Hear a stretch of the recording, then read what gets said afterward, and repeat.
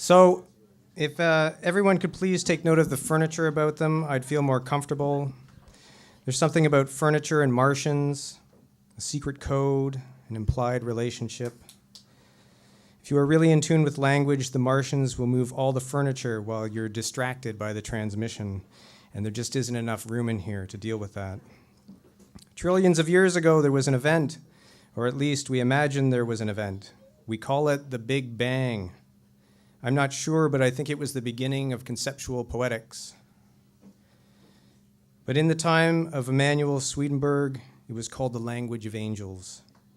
And in the time of Jack Spicer, it was called World Series San Francisco Giants against the New York Yankees on the radio.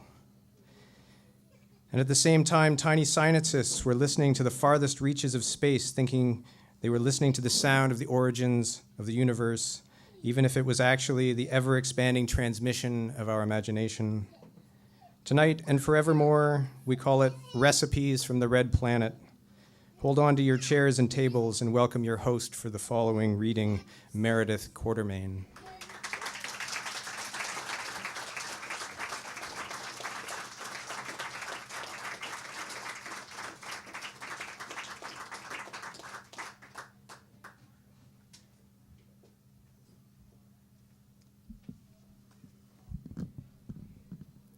Thank you, Jay. That was let's have a round of applause for Jay Millar, eh? I mean, yay, BookThug.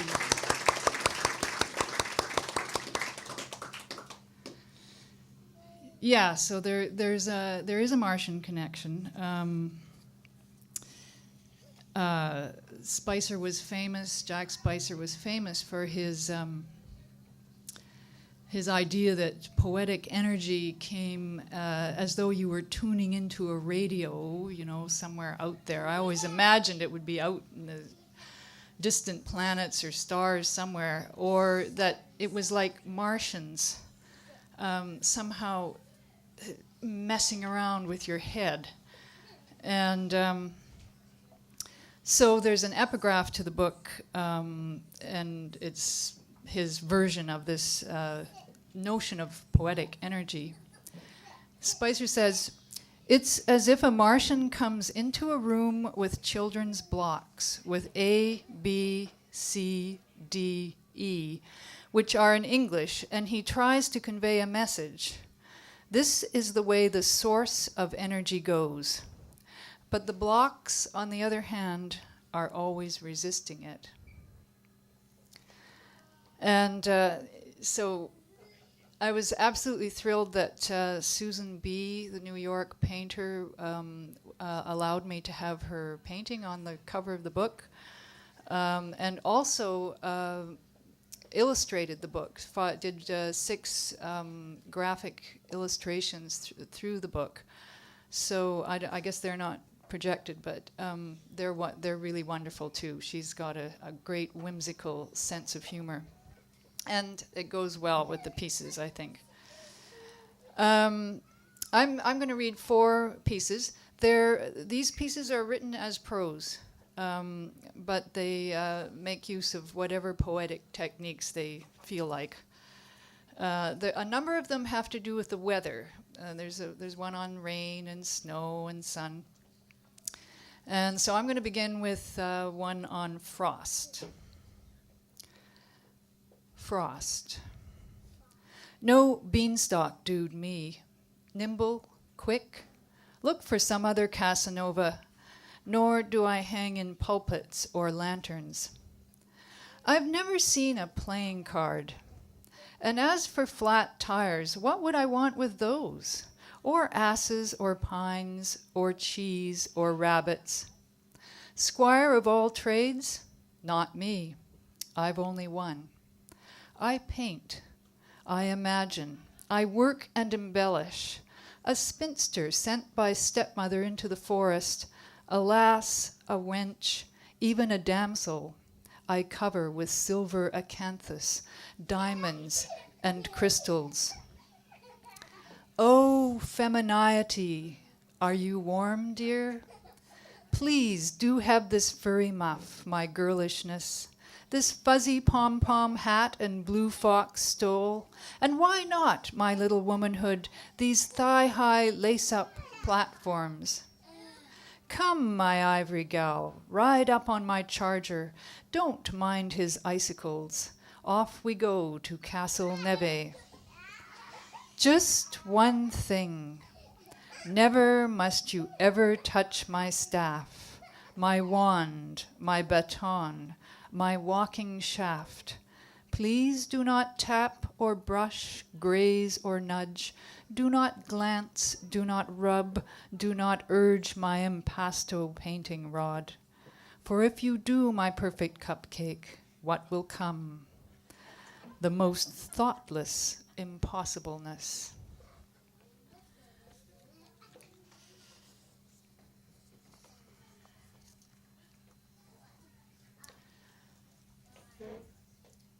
So you all know about the Chrysler Building in New York, and I guess you probably know, but I'll just make sure that there is a very long spire on top of the building. And also, I don't know whether it still has the Cloud Club at the very top, but it did once, and so those things come up in this next piece. It's called Invention 26. You plant a pole even taller than the Chrysler Building right next to it. Then lasso the Chrysler, yank the rope tight, and run the long end over top of the pole. Hoist the Chrysler into the air, swing it round, play tetherball. Or melt a hole under the Chrysler, a D-elevator shaft. Slide the Chrysler into the ground, 77 floors. Going down to the lobby in China, just the wedding cake of hubcaps sticking out above ground, a little Art Deco stainless steel mountain. You could make the Cloud Club the home of stickiness and clarity. Or hinge it down sideways along 42nd Avenue, past the Daily News and the Ford Foundation to the UN, the world's largest hood ornament, its longest javelin, narwhal, ice pick. The largest traffic calming nuisance and bother, cars running into it like ants to a steer carcass. People inside would step through the jaws of sidelators.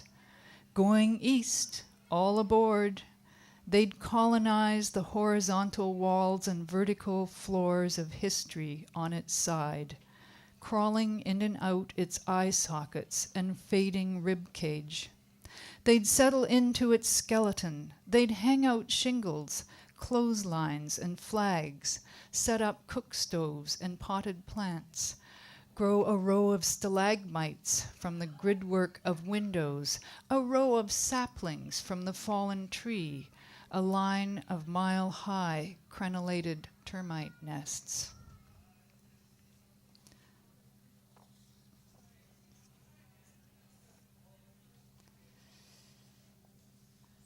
I had to laugh when Victor said there's nothing of myself in these poems, you know. It is a game that one plays, and I played it too. Not to fall into using the lyric I, but what am I going to do instead? And one of the things that I started fooling around with in this book was a whole series where I imagined the self as a various institutions. And that led to some fun things like downloading all of the Library of Congress classification system and thinking of the self as a library and so forth. Anyway, one I'm going to read is called My Agency. My Agency. In my production studio, I throw back my shutters, meet my creative director. Copywriters swarm over us. I send them for new blood. My art department erects flyers for the latest campaign. Get image targets, get juice and punch, strategy, tactics. My wanteds will be posters, my spots will be billboards.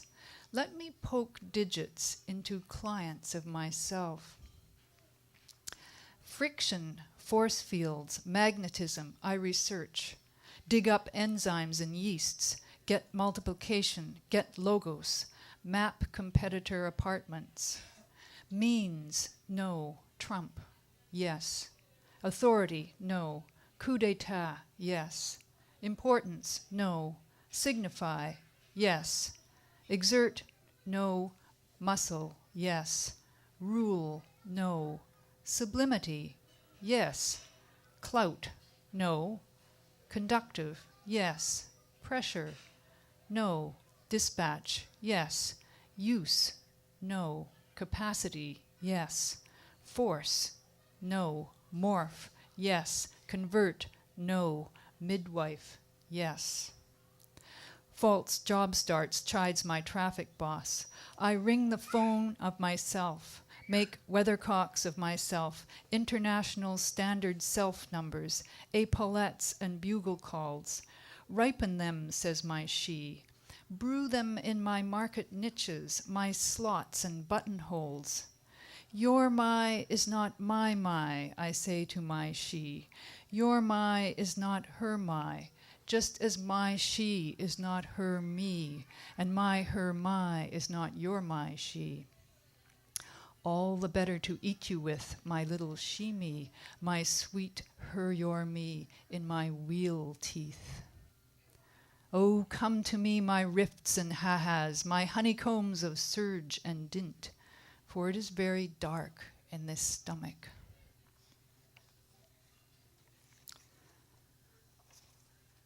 So I have one more piece to read tonight, and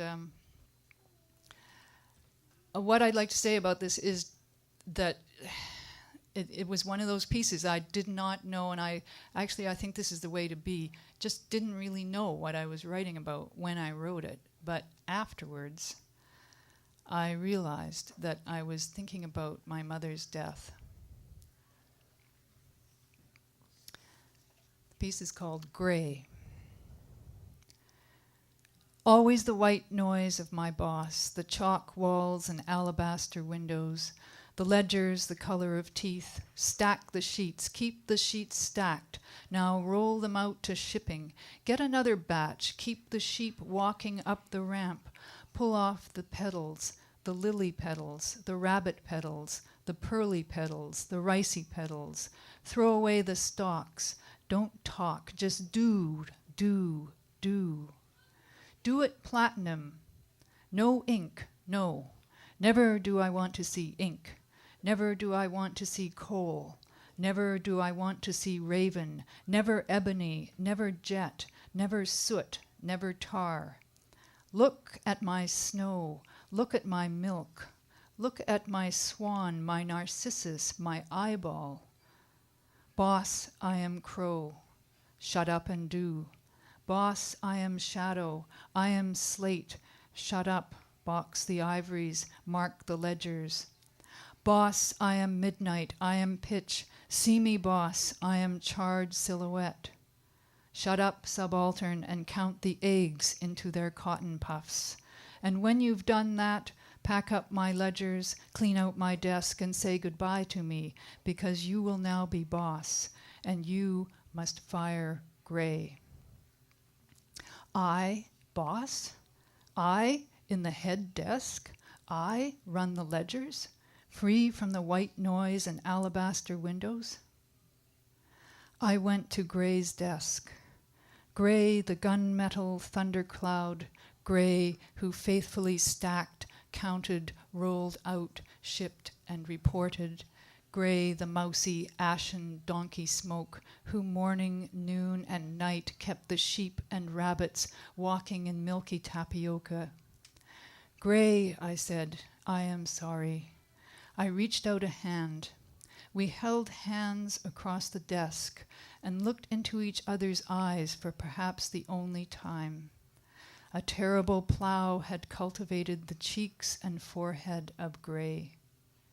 Will you be all right? I asked. We still held hands, still looked into each other's faces. Furrows. I'm sorry too, Gray said. At the end of the day, I do like you. I never thought I would, but I do. I like you very much. Goodbye, I said. Thank you.